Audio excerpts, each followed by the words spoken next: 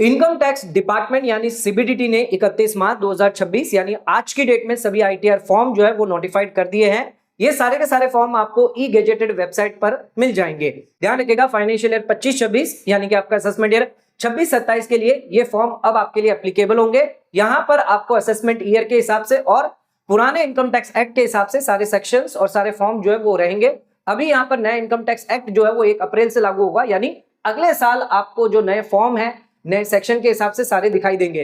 लेकिन इस बार आपके जो फॉर्म है वो वही रहेंगे। लेकिन यहां पर आज के वीडियो के अंदर हम जो डिस्कस करेंगे आईटीआर 1, 2 और 4, जिसके अंदर 12 मेजर चेंजेस जो है वो इस बार किए गए हैं। ये 12 चेंजेस जानना आपके लिए बहुत जरूरी है। 12 बदलाव क्या क्या किए गए हैं, जिसको आप यहां पर आईटीआर फॉर्म के अंदर साफ देख सकते हैं। पिछले साल के मुताबिक इस साल अगर आप आईटीआर फॉर्म देखेंगे तो ये 12 बड़े बदलाव जो है वो किए गए हैं, जिसमें से कई सारे ऐसे बदलाव है जिसमें आपके ऑप्शन को लेकर है कि अगर आप ओल्ड रिजिम से न्यू रिजिम में जा रहे हैं या न्यू रिजिम से ओल्ड रिजिम में जा रहे हैं तो इसके रिलेटेड आपसे सवाल पूछे जा रहे हैं।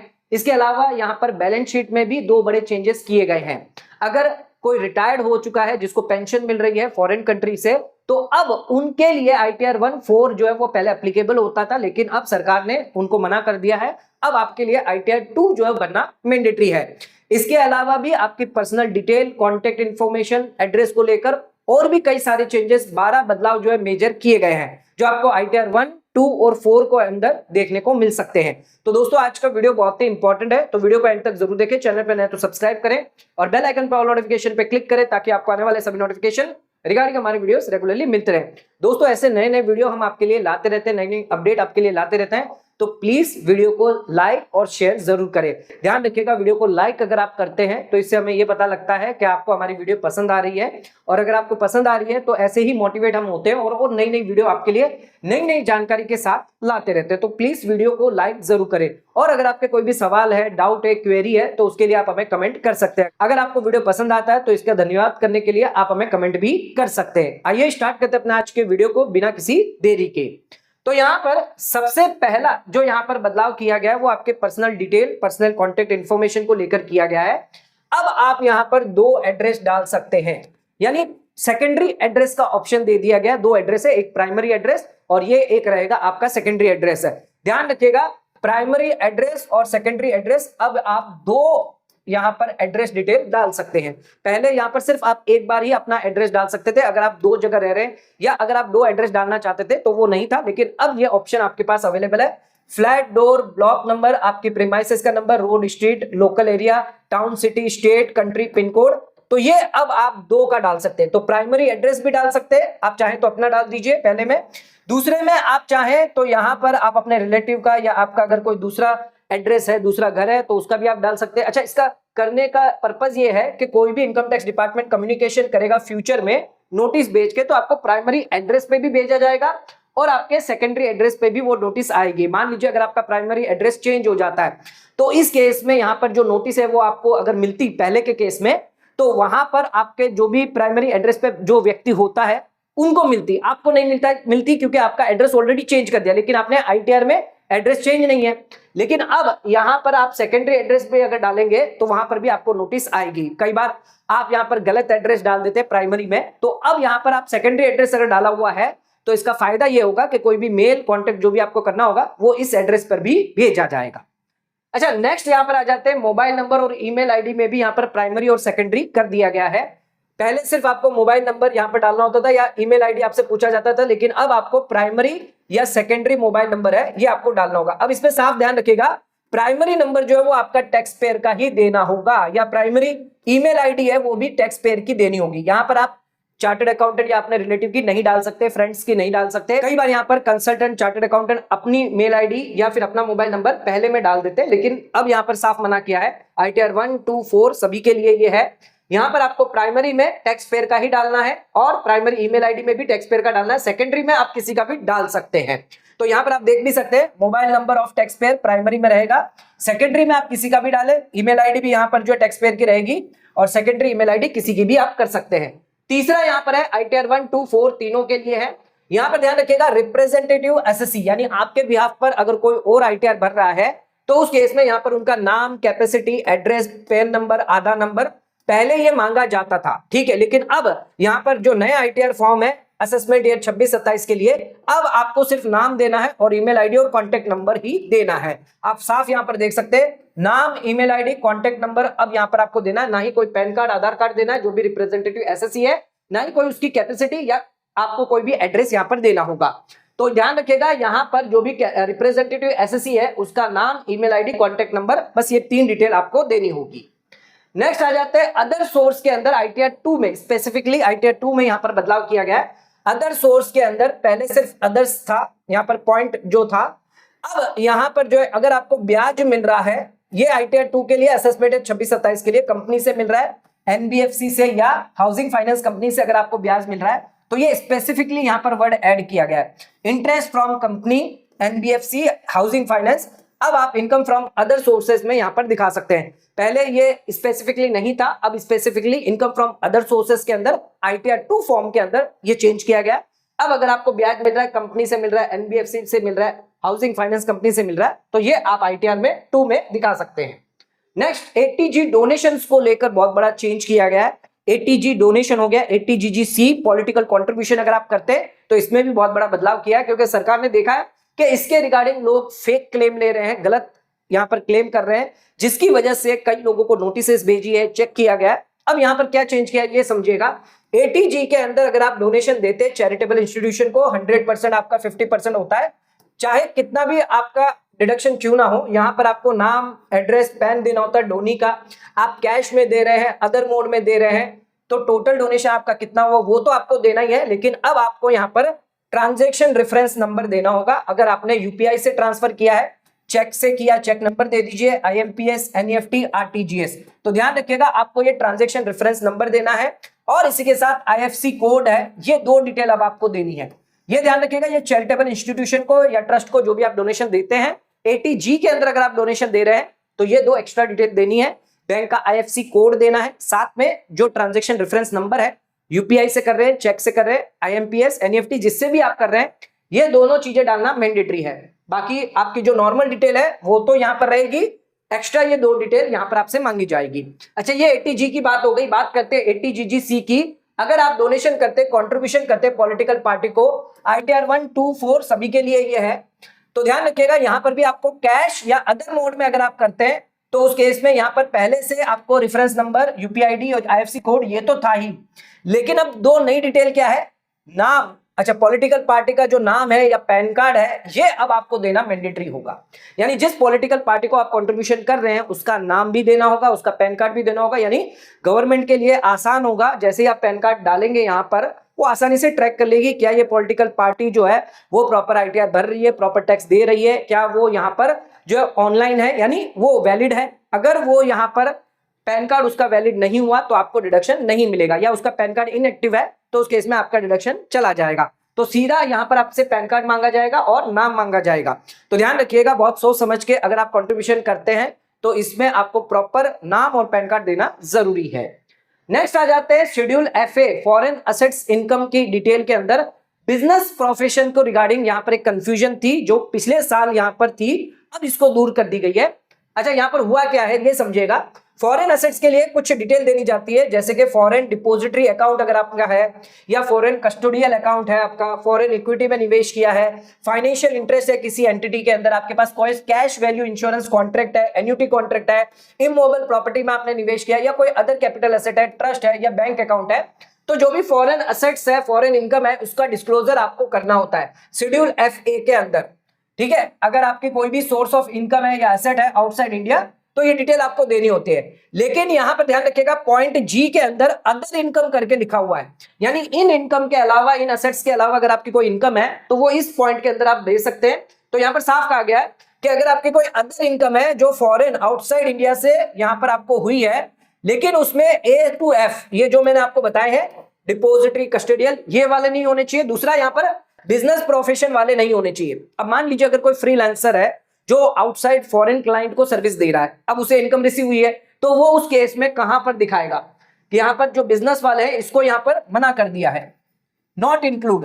देखिए, not include income from business profession. पिछले साल में ये तकलीफ आ रही थी, दिक्कत आ रही थी, जिनका बिजनेस है या फॉरेन क्लाइंट्स है उनके जिनसे इनकम आ रही है, तो उसे कहां दिखाए। तो इस बार यहां पर असेसमेंट ईयर 26-27 में ये जो बिजनेस प्रोफेशन वर्ड है यहां से हटा दिया है, यानी अब अदर इनकम के अंदर अगर आपका बिजनेस है, प्रोफेशन अगर आपका है, यानी अगर आपको फ्रीलांसिंग है, फॉरेन क्लाइंट है अगर आपके, तो बिजनेस या प्रोफेशन में अगर आपका आता है तो अगर उससे इनकम आपको हो रही है फॉरेन क्लाइंट से, तो वो अब आप ये अदर इनकम में दिखा सकते हैं। पहले यहां पर स्पेसिफिकली एक्सक्लूड करा हुआ था, नॉट इंक्लूडेड लिखा हुआ था कि बिजनेस प्रोफेशन वाले नहीं आने चाहिए यहां पर, लेकिन अब यहां पर फॉर्म को ठीक कर दिया, करेक्शन कर दिया। अब अगर आप बिजनेस प्रोफेशन से है तो इस अदर इनकम में जो आउटसाइड सोर्स से आपकी हुई है वो आप दिखा सकते हैं।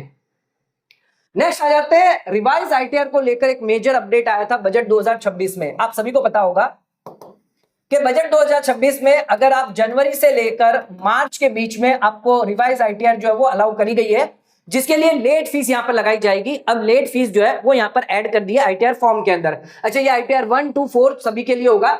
तो यहां पर जो लेट फीस है रिवाइज आईटीआर के लिए, जिसके लिए सेक्शन है 234I, तो यहां पर आप देख सकते हैं 234F, ये आपकी बिलेटेड आईटीआर की लेट फीस लगती है। इसके नीचे ही जस्ट DA ऐड करके fees for furnishing revise return of income 234I। तो रिवाइज रिटर्न अगर आप कर रहे हैं दिसंबर के बाद आपको अलाउ किया जाएगा, लेकिन लेट फीस जो है वो आपको लगेगी। तो जो भी लेट फीस है अब आपको यहां पर अलग से दिखाई देगी। नेक्स्ट आ जाते हैं, आपको फॉरेन कंट्री से रिटायरमेंट, आप मान लीजिए आप रेसिडेंट हो गए इंडिया के, एनआरआई जो थे पहले अब रेसिडेंट हो गए इंडिया में। अब आप पहले सर्विस करते थे आउटसाइड कंट्री में, फॉरेन कंट्री में, और वहां से आपको अब पेंशन मिल रही है, यानी रिटायरमेंट के बाद आपको पेंशन मिल रही है, इनकम हो रही है। तो उस केस में पहले आईटीआर फॉर्म में आईटीआर 1 हो गया आपका, आईटीआर 2 हो गया, आईटीआर 4 के अंदर यहां पर income from retirement benefit country जो भी नोटिफाइड है 89A के अंदर, और अगर नॉट नोटिफाइड नहीं भी है कंट्री तो उसके रिगार्डिंग जो भी रिटायरमेंट बेनिफिट इनकम आपको मिल रही थी, और इसी के साथ आपको यहां पर रिलीफ भी दी जाती है, 89A की रिलीफ दी जाती है, क्योंकि यहां पर डबल टैक्सेशन ना हो, क्योंकि वहां पर भी आपने टैक्स पे कर दिया, यहां पर भी टैक्स लग रहा है, तो इसके लिए 89A की रिलीफ दी जाती है। अच्छा, कोई सैलरीड पर्सन नहीं है, इसके अलावा अगर है तो यहां पर income claimed relief from taxation 89A। अच्छा, ये पुराने फॉर्म में आपको मिलता था आईटीआर 1, 2 और 4 के अंदर, लेकिन अब नया फॉर्म अगर आप देखेंगे तो 1 और 4 फॉर्म में से हटा दिया गया है, यानी अब ये सिर्फ आपको आईटीआर 2 के अंदर ही दिखाई देगा। तो ध्यान रखिएगा, अगर आप फॉरेन कंट्री में पहले सैलरीड पर्सन थे या रिटायरमेंट लिया है, अब आप इंडियन रेसिडेंट है, तो इस केस में अब आपको आईटीआर 2 भरना मैंडेटरी है। आईटीआर 1, 4 जो है वो अब आप नहीं भर सकते। आईटीआर 1, 4 के अंदर आप देख सकते हैं सैलरी के अंदर भी ये पॉइंट हटा दिया गया है, और इनकम फ्रॉम अदर सोर्सेज में से भी हटा दिया गया है। तो ध्यान रखिएगा, जो भी यहाँ पर फॉरेन कंट्री के अंदर रिटायर हो चुके हैं, पेंशन अगर आ रही है और अब वो एनआरआई नहीं है, अब वो रेसिडेंट है, तो उस केस में अपनी इनकम जो है वो आईटीआर 2 में दिखाएंगे, आईटीआर 1 और 4 के अंदर आपको नहीं दिखाना है। इसके लिए यहां पर ये बहुत बड़ा चेंज किया गया है। अच्छा, रेंट अनरियलाइज है तो हाउस प्रॉपर्टी के केस में यहां पर अब अलग से आपको दिखाना होगा। ये देखिए, the amount of rent which can not be realize. तो ध्यान रखिएगा, मान लीजिए अगर आपका जो टेनेंट है वो आपको यहां पर 5 लाख रुपया सालाना रेंट देता है, लेकिन 50,000 रुपया आपको रेंट नहीं दिया, तो यहां पर 4.5 लाख रुपया आपको एक्चुअली रिसीव हुआ है। तो ये जो 50,000 है पहले आपको यहां पर डिस्क्लोज नहीं करना होता था, लेकिन अब आपको 5 लाख पूरे यहां पर ऊपर डिस्क्लोज करने, जितना आपको ड्यू था, जितना भी आपको मिलना था, और 50,000 यहां पर जो है वो कम हो जाएगा, जिसके बाद 4.5 लाख पर आपको 30% या जो भी आपका जो टैक्स है वो लगेगा। 30% स्टैंडर्ड डिडक्शन कम होने के बाद टैक्स एप्लीकेबल होगा। तो अलग से amount of rent which can not be realize, यानी अनरियलाइज रेंट आपको दिखाना अब मैंडेटरी है हाउस प्रॉपर्टी के केस में, अगर आपने कोई प्रॉपर्टी लेट आउट करी है। अगला आ जाता है, ये बहुत ही इंपॉर्टेंट है, option for old regime ITR 4 के लिए। अब इसमें एग्जांपल लेके चलते हैं। असेसमेंट ईयर 23-24 है आपका, असेसमेंट ईयर 24-25 है। एग्जांपल अच्छे से समझिएगा, क्योंकि बहुत ही इंपॉर्टेंट चीज है, आपको कौन सी रिजिम ऑप्ट करनी है, किस तरह आपको करना है, वो जरूरी है। अच्छा, ये असेसमेंट 23-24 नहीं लेते हैं, ये पहला असेसमेंट ईयर है, ये दूसरा, और ये आपका हो गया असेसमेंट ईयर 26-27। ठीक है, अब मान लीजिए 24-25 में या तो आप न्यू में गए होंगे या आपने ओल्ड रिजिम ली होगी, फिर 25-26 में या तो आपने न्यू में लिया होगा या ओल्ड में लिया होगा, 26-27 में या तो आपने न्यू में गए हैं या आप ओल्ड में गए हैं। ठीक है, यही हो सकता है, इसके अलावा कोई अल्टरनेटिव नहीं है, या तो आप न्यू रिजिम में जाएंगे या ओल्ड रिजिम में जाएंगे। अच्छा, न्यू रिजिम में जाएंगे अगर आप, ध्यान रखिएगा, न्यू रिजिम में आप अगर जाते हैं तो कोई भी फॉर्म 10IEA आपको जमा नहीं करना है। ठीक है, न्यू रिजिम डिफॉल्ट रिजिम होती है। अगर आप ओल्ड से न्यू जाते हैं तब आपको जमा करना है। लेकिन अगर न्यू रिजिम डिफॉल्ट रहती है, अगर आपकी इन 3 सालों में आपने कभी भी ओल्ड रिजिम नहीं ली है, तो उस केस में कोई भी फॉर्म आपको जमा नहीं करना। दूसरी चीज, ITR 1 और 2 के अंदर भी ये फॉर्म 10 IEA आपको जमा नहीं करना होता है। सिर्फ ITR 3 और 4 के अंदर आपको ये 10 IEA फॉर्म जमा करना है जिसका बिजनेस होता है। अच्छा, इसमें भी ध्यान रखिएगा, ITR 1 और 2 जो है हर साल आप टैक्स रिजीम चेंज कर सकते हैं, कोई फॉर्म आपको जमा नहीं करना। लेकिन ITR 3 और 4 के अंदर आप जैसे ही रिजीम चेंज करेंगे आपको फॉर्म जमा करना होगा। अच्छा, इसके बेसिस पर आपको यहाँ पर यस या नो टिक करना है, बहुत ही इंपॉर्टेंट है, ध्यान रखिएगा। इस बार ITR फाइल करते हैं तो अगर आपने एक भी गलत ऑप्शन चेंज किया तो उस केस में आपको दिक्कत आ सकती है, आपकी रिजीम जो है वो कैंसिल भी हो सकती है। मान लीजिए आप यहाँ पर ओल्ड से नई में जाना चाहते हैं, लेकिन आपने यहाँ पर प्रॉपर सिलेक्शन नहीं किया, तो उस केस में ITR के बेसिस पर आप ओल्ड में ही रहेंगे, फिर आप न्यू में नहीं जा पाएंगे, ड्यू डेट अगर चली जाती है। वैसे ही उल्टा हो जाएगा, तो ध्यान रखिएगा, बहुत सोच समझ के आपको ये ऑप्शन सिलेक्ट करना है। तो अच्छे से समझिए क्या मैं समझाने जा रहा हूं। तो यहाँ पर ध्यान रखिएगा, पहले कहा गया कि फॉर्म 10 आई आप अगर आप ओल्ड रिजिम में जा रहे हैं, यानी आप पिछले कभी भी 2 साल में अगर ओल्ड रिजिम में गए, मान लीजिए 24-25 में अगर आप ओल्ड रिजिम में जाते हैं, ठीक है, या तो आप ओल्ड रिजिम में जाएंगे तो यस करना है, नहीं जाते हैं तो नो करना। अच्छा, नॉट एप्लीकेबल किसके लिए रहेगा? जिसने कभी भी ITR फाइल नहीं करी है, ठीक है, तो उसके लिए नॉट एप्लीकेबल रहेगा। अब यहां पर मान लीजिए कि आप यहां पर ओल्ड रिजिम में जो है वो जा रहे हैं, ठीक है, 24-25 में आप ओल्ड रिजिम में गए, या फिर 25-26 में हो सकता है आप ओल्ड रिजिम में गए। अच्छा, दोनों में से कभी भी आप ओल्ड रिजिम में अगर जाते हैं तो यहां पर आपके लिए रहेगा कि अगर आपने यस किया है, ये 10 IEA जो फॉर्म है जो आपने यहां पर पहली बार भरा था, तो इसका एक्नॉलेजमेंट नंबर और इसका असेसमेंट ईयर जो है वो आपको देना होगा ओल्ड रिजिम का, ठीक है। अगर आप ओल्ड रिजिम में गए तो इसका एक्नॉलेजमेंट नंबर और असेसमेंट ईयर दे दीजिए। अच्छा, फिर आपसे सवाल पूछा जाएगा, ये अभी हम बात कर रहे हैं यस की, कि आपने ओल्ड रिजिम ऑप्ट करी है, न्यू रिजिम की अभी बात नहीं कर रहे। फिर यहाँ पे पूछा जाएगा क्या आपने ITR 3 या ITR 4 फाइल किया है, यानी इसके बाद, ये पहला साल था, इसके बाद आपने क्या इस असेसमेंट ईयर में ITR 3 या 4 फाइल किया है, ITR 1 और 2 फाइल किया है, तब तो कोई दिक्कत नहीं है क्योंकि कोई फॉर्म आपने 10 IEA जमा नहीं किया होगा। अगर आपने ITR 3, 4 फाइल किया है और आप अगर न्यू रिजिम में गए, यानी 25-26 में अगर आप न्यू रिजिम में गए हैं, तो उस केस में यहां पर ऑप्ट आउट किया होगा आपने, ओल्ड से न्यू में गए, तो यहां पर आपने विड्रॉ करने के लिए 10 IEA जमा किया होगा। तो ये जो फॉर्म आपने जमा किया है, अगर आप कहते हैं यस मैं ओल्ड से नई रिजिम में गया था, मैं 24-25 में ओल्ड में था, 25-26 में नई रिजिम में चला गया, तो जो भी आपने फॉर्म विड्रॉ किया है, सेकंड फॉर्म ये आपका होगा, acknowledgement number of second form, देखिए साफ कहा गया है, सेकंड फॉर्म का आपको देना है, कौन से असेसमेंट ईयर का है, और यहां पर अब आपको न्यू रिजिम लेनी है और आपको ITR भी न्यू रिजिम के साथ जाएगी। आप फिर ओल्ड रिजिम में नहीं जा सकते, आप ओल्ड से न्यू गए, आपने नया फॉर्म भरा है, ये फॉर्म की डिटेल दीजिए, ये सेकंड फॉर्म होगा, पहला फॉर्म हमारा ये रहा, और इसमें आप जो न्यू रिजिम लेंगे, आगे आपकी न्यू रिजिम रहेगी, वापस आप ओल्ड में नहीं जाएंगे। अगर आपकी बिजनेस इनकम है, बिजनेस इनकम नहीं है तो आप चेंज कर सकते हैं।